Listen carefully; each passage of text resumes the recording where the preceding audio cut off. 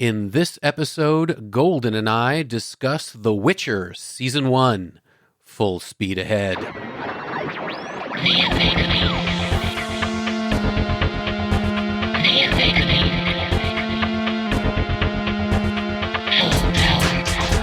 Welcome to the Omega Beam number 66. I'm your host, Oren Merton. And if you're like us, you'd heard of The Witcher TV series from articles and trailers, words of mouth.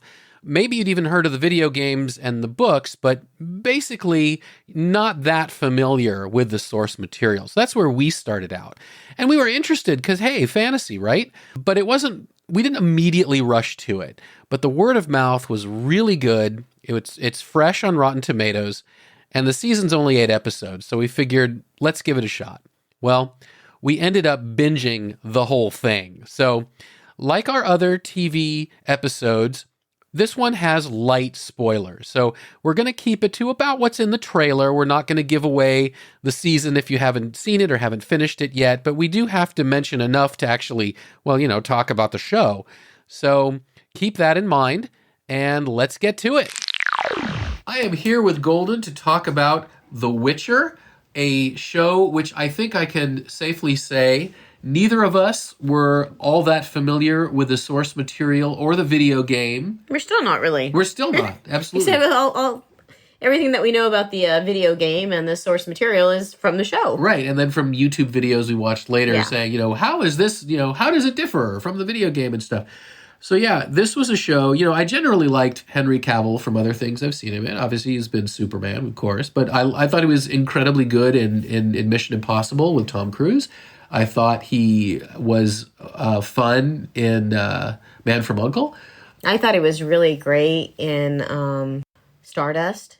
Oh, Stardust. Just a tiny little part. Yes, he was in Stardust too. And it was Superman versus Daredevil. Exactly. Yeah, my mom really liked him from an HBO series called Tudors, The Tudors, I think, where he was playing one of the characters, a side character in that. So, he's a good actor, and he's obviously he's a very physical actor, and so, that got me interested. Oh, yeah, I generally like swords and sorcery, all that, so, okay, cool.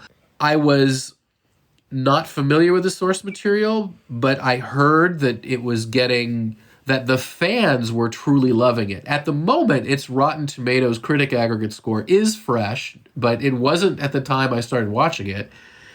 But still, the fans were loving it. People I know who like this stuff were saying it was really well done. So we gave it a shot. And it was worth it. It is very good. This was a great show. It was funny. It was fun. And there will be light spoilers. There will be light spoilers. The effects were good. The music was good. They were creative with the title page because it was very short. It didn't have like a 1-minute credit sequence. It just they'd show the title of The Witcher and an image. So what they did with the title, which I liked, was that, sigil would change with all 8 episodes to represent something that was going on in that episode and things. And I thought that was good. I will talk about 2 things that did bug me in the show. One thing is, as I've discussed on previous shows, gore ain't my thing. And there were parts of this show that got pretty gory. Yeah. The other thing that bugged me, and this is a light spoiler, but it's one I feel very good about giving you because I think you'll enjoy the show more if you know it, is that, in fact, when the show begins, there are 3 disparate timelines. There's the timeline of a princess, Ciri, that we're following. There's the timeline of The Witcher, which begins maybe 10 or 12 years before that.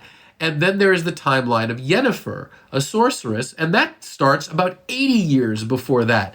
The thing is that the 2 of the characters, The Witcher and Yennefer, the ones whose stories start in the past, are supposed to be timeless characters that can grow to be insanely old. So they look the same in each timeline. And it's not like we can tell that the fashions have changed or the vehicles have changed. No, but you can tell by the characters around them. Okay, well, you can very much tell by a lot of... Maybe not so much with Yennefer, but you can with The Witcher? The Witcher. Okay. Because he is in the Queen's presence, Uh-huh. and at one point she's old, Right. and then when you see her at another point, she's not even married to the guy that she's with. Yeah.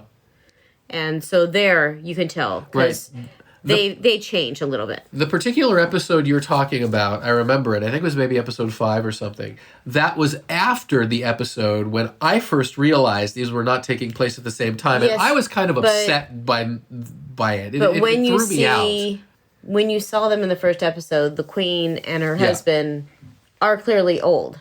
Then you see the Witcher in their court, and they're not. There are other little hints Right. that also could kind of let you know that. But for the most part, a lot of the stories that take place for The Witcher are kind of building up Right. towards that. And they do but converge at the end. But you don't need to know when it took place for some of them.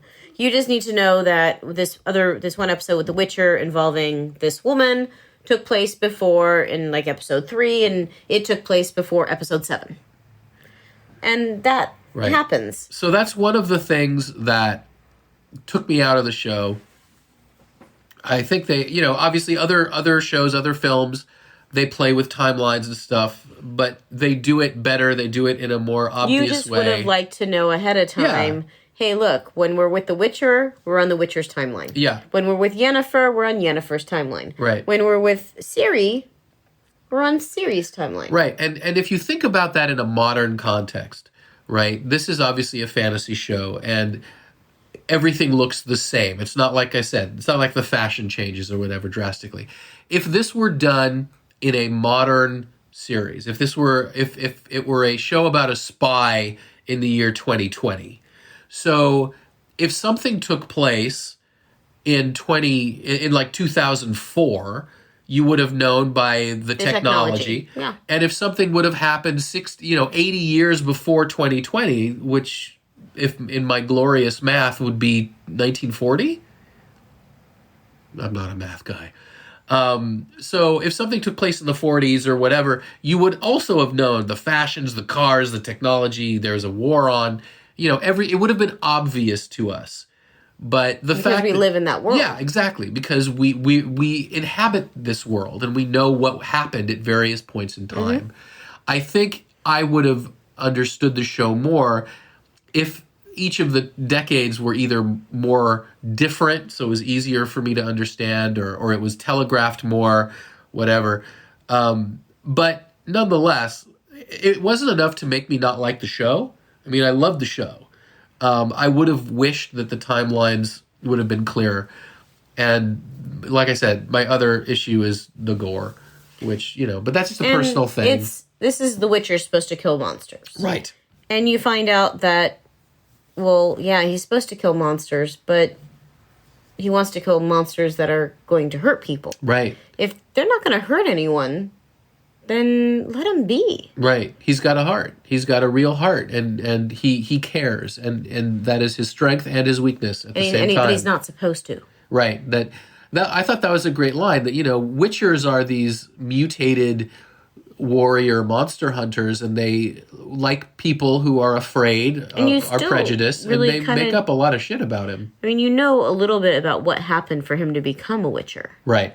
but you still don't know all of it. Right. They do a good job of like hinting at backstory without bogging you down. And now we're going to spend 10 minutes sitting at a table discussing how one becomes a Witcher. You just learn what you learn in content. It's a very good, very well-paced show.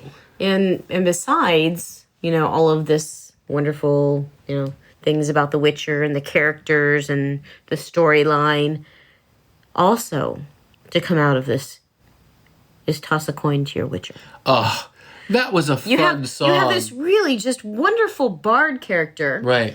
Jaskier, who apparently was a different name before, Right. but they changed it, and not a big deal.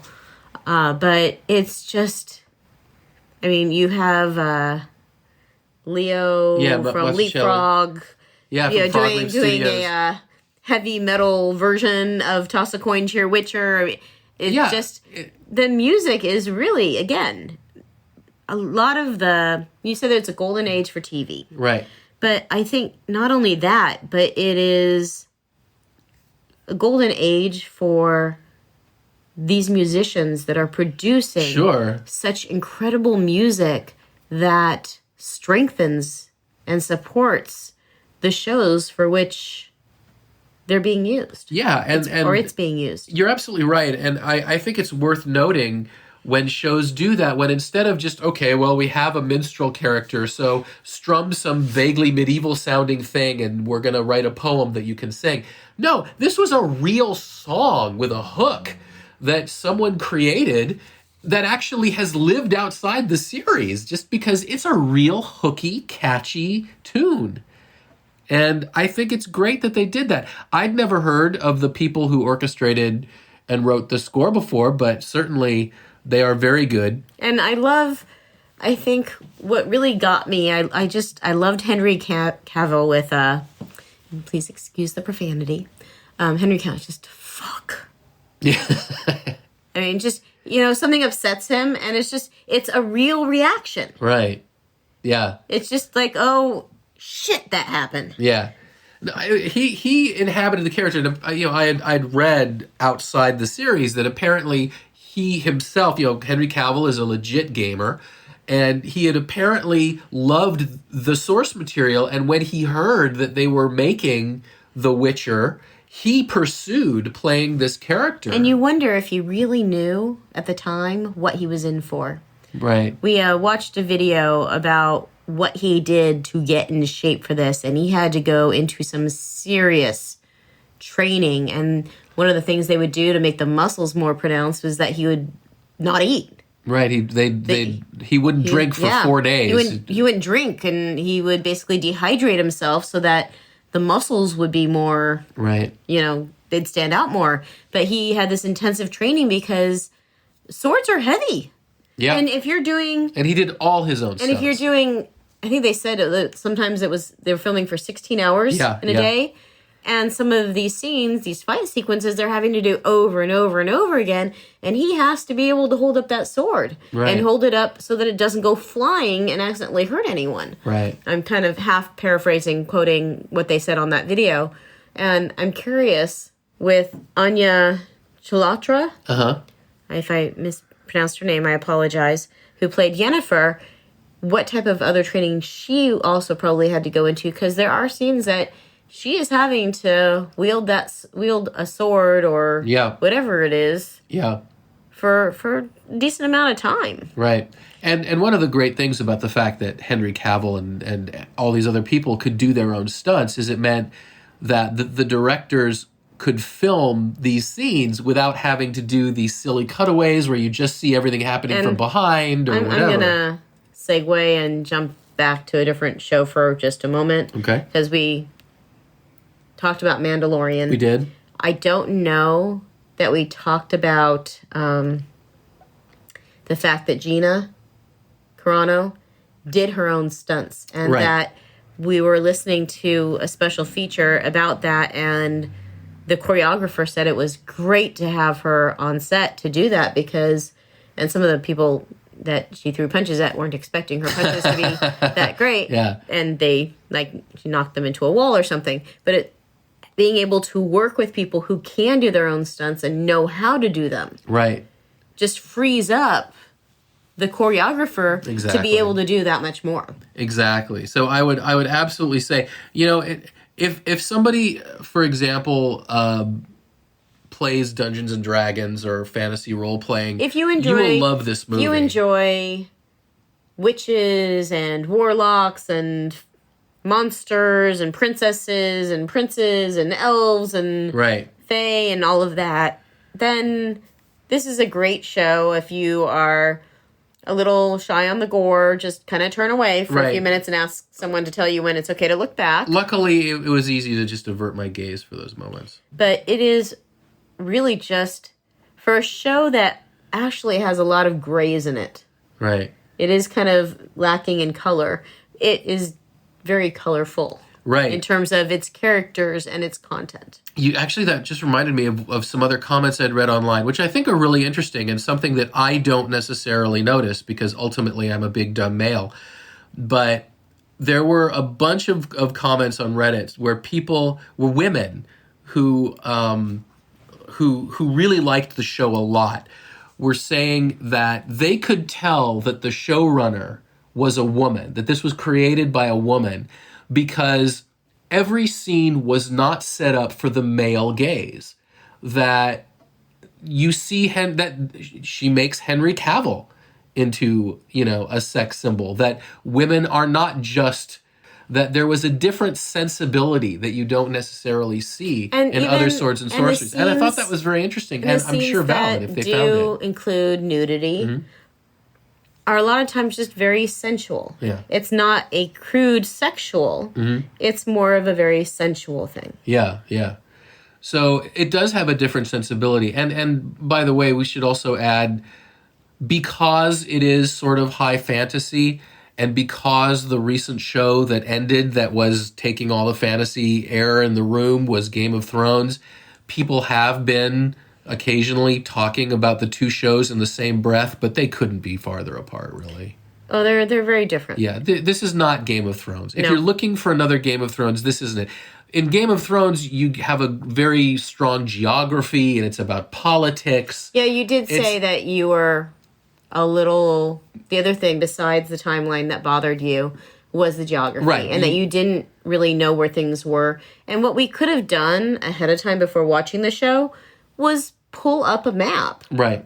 of that world and look at that world beforehand. Right. That would have solved that. Yeah, it is not an accident that the beginning of Game of Thrones Starts with a map. Starts with a map. That you go through, you see where everything is. And then it changes to add different places as those places. But, with The Witcher, I'm sure that a lot of the target audience were people that have played the game and they know the geography. What I would say is that if you have not watched The Witcher, you already know that when you're with Geralt, you're with Geralt. Right. That's timeline. When you're with Jennifer, it's that timeline. When you're with Ciri, it's that timeline. Take a moment, look up a map of The Witcher's world. Yeah. And just say, okay, these are where these different towns are located. These are where these different places, these different kingdoms are located. Yeah. It will help, I agree. And this show is also very popular. It's been greenlit for season 2. I guess the showrunner had said that she has a 7-year plan, that her outline is 7 years. Wonderful. I am looking forward to 7 years of The Witcher. Yeah, and I'll be tossing my coin to The Witcher. Yes, that's right. The Mandalorian is the #1 streaming show. Stranger Things is the #2 streaming show. And The Witcher is the #3 streaming show in the USA. So Netflix has 2 of them, so hey, good for Netflix. But I think this show, I think it earned it. I mean, definitely all the money that they put into this, you see on the screen. And it's one that I would go back and watch it. Yeah, it's definitely a good show. Well, all right, thank you for having me. And that's it for this episode. You can find the show notes at theomegabeam.com/66. If you like this episode, please leave us a review in the Apple Podcasts app or wherever you listen to podcasts. The reviews help people who are interested in this stuff find our podcast. If you have any comments or suggestions, please drop us a line at info@theomegabeam.com. Be good to yourselves and each other, and we'll catch you next time.